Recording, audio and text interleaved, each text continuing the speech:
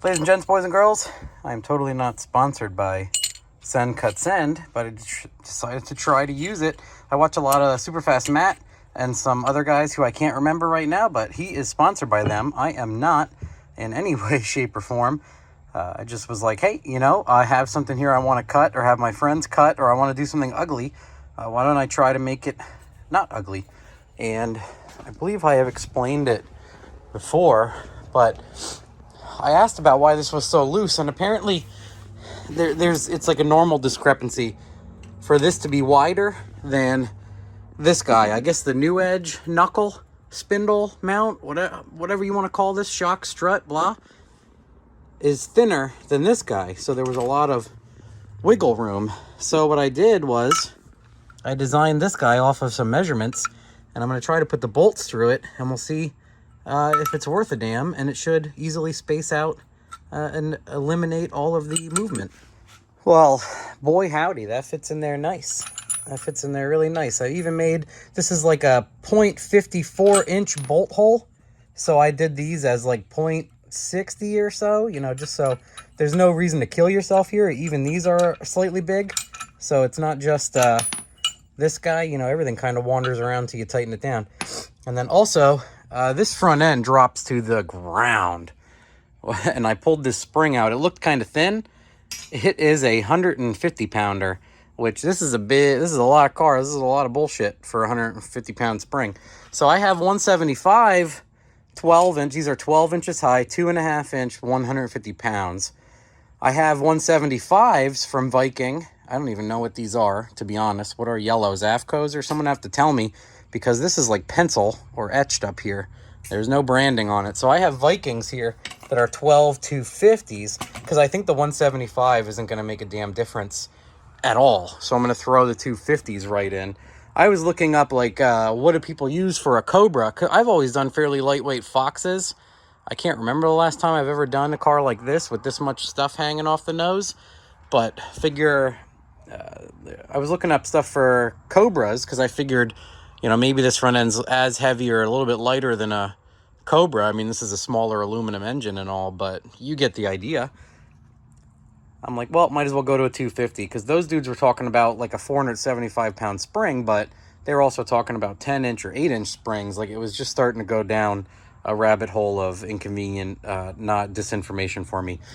So anyway, yeah, you can see that my brake rotor has actually been used. Look at that. That's exciting. Look at all of the stuff I've drilled out is still there.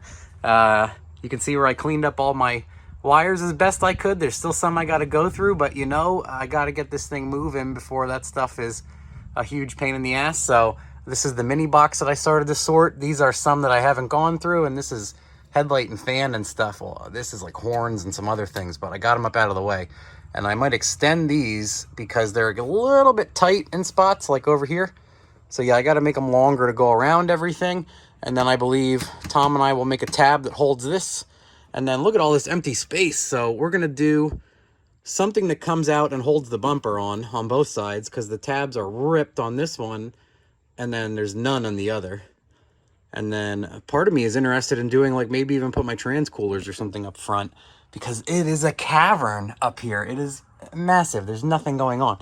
So he's going to build offshoots that do quick latch pins. Oh, sorry guys. And then I'm going to do exhaust dumps. I'm going to get rings made, probably Monkey Fab, call my boy. And I'll put the, wastegate dumps probably low, or I don't know, maybe we just dump them like not through the bumper, not ruin the bumper. I don't know. Weigh in. So I'm throwing these 250 pound Viking boys in here, and we're going to see how it sits, because it is like almost on the steering rack. And I'm sure if I hit a bump, all the hard parts are just going to go thud. And I'm not into being a Volkswagen. All right. This is cool. I'm proud of myself. I did a thing, and it's nice. Yeah, there it is. The metal guy right in there. There's a tiny bit of room for it to move, but obviously that's so you can install it. And then when you tighten it down, that whole gap is gone, about 5 millimeters. So perfect. Super happy, very happy. I measured a thing and I made a thing. I had someone cut it nicely and I installed it nicely. Incredible. All right, it is much later in the day. I swapped out my 200-pound, 250-pound springs, and it is sitting much nicer. This is middle of the way through the coilover. I measured the threads and put the spring in the middle, and it sits great. It sits really nice. It's almost even front and back. That's a 28. That's a 26. The 26 is a little short, but honestly, with that spring, it's not terrible. I think I'm going to get a 27. My buddy George with the Turbo iRock lent me these.